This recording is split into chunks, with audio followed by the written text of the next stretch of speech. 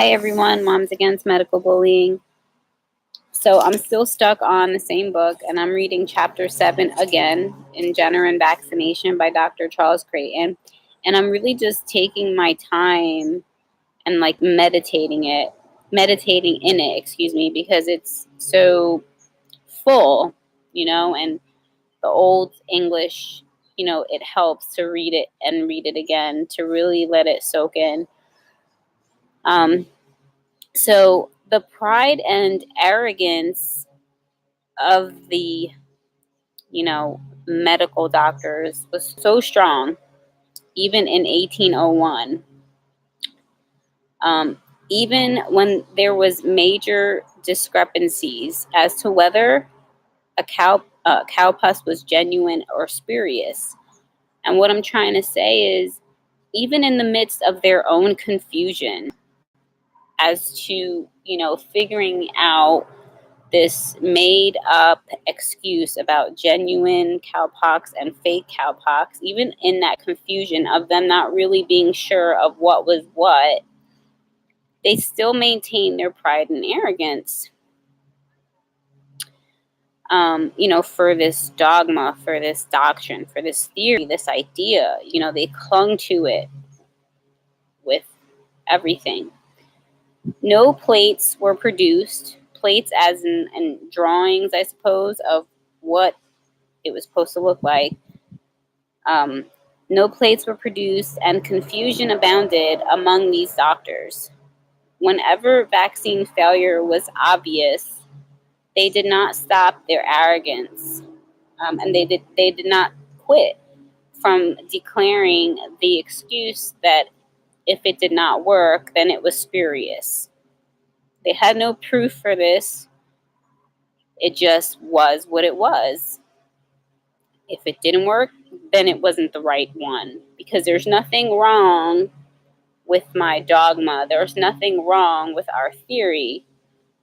There's something wrong with what you used. It's close that, buddy. It's never the vaccine's fault.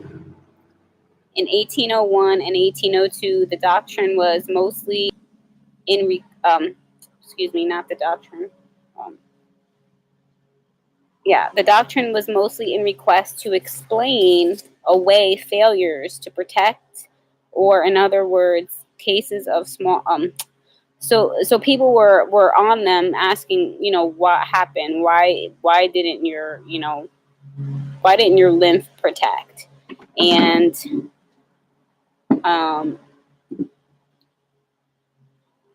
why did people get smallpox after they had been vaccinated?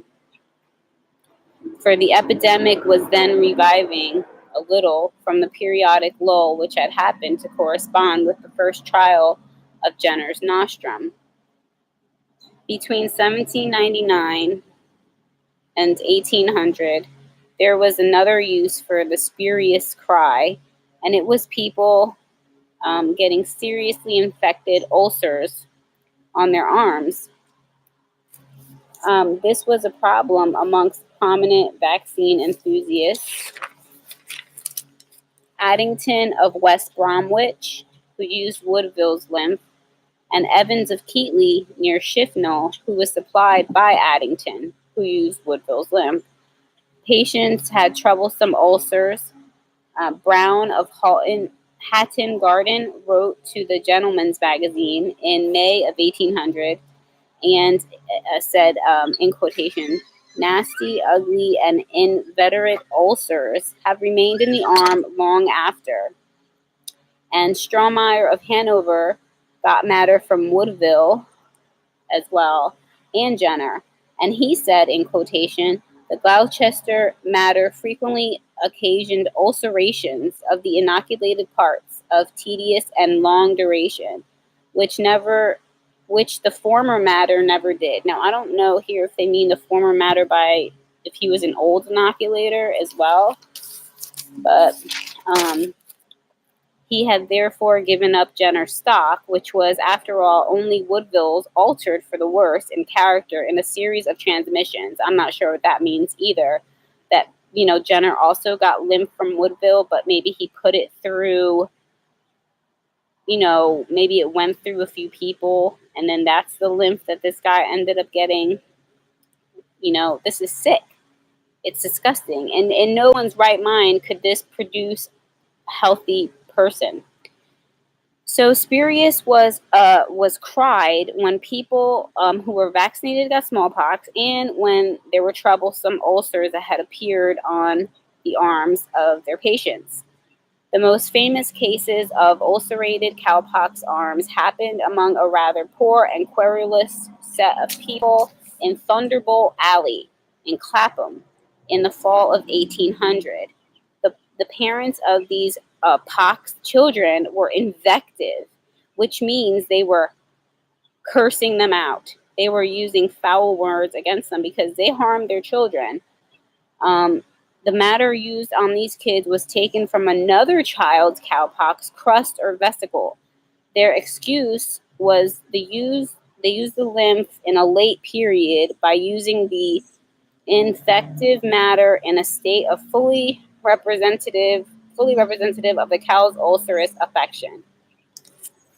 So they used maybe a more maturely infected arm.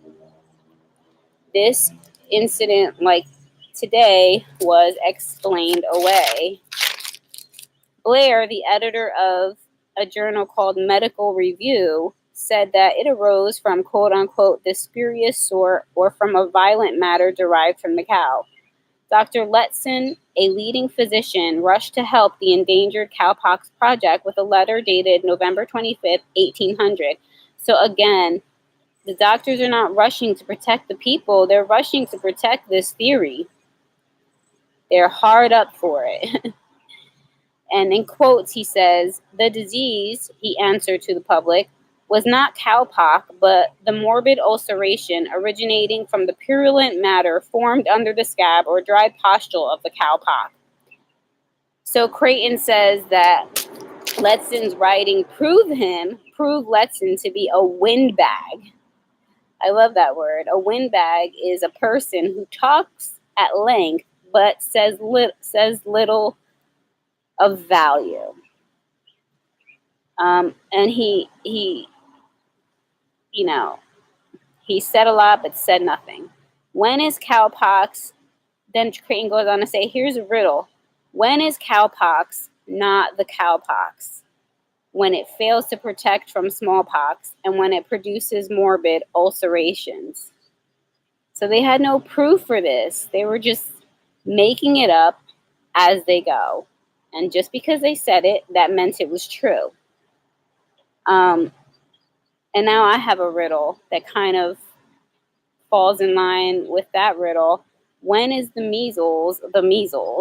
When it happens in a child too young to be vaccinated.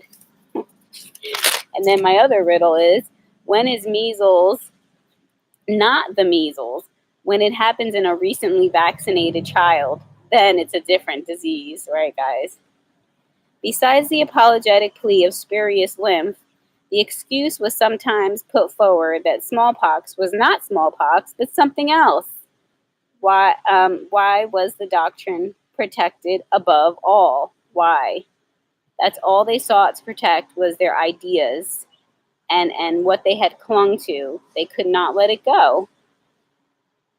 They could not scrap it. They just had to keep on making excuses as they went, and they used we used the same excuses as was used in 1800, because these people are like the fathers of what we see kind of erected today. So they use the same excuses that that didn't work then. It's like being gaslighted by a narcissist.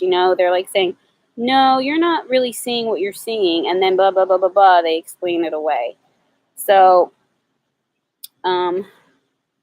they also said that in 1800, if you were vaccinated and you still got the disease you were vaccinated against, they would just say, well, that's not the disease then.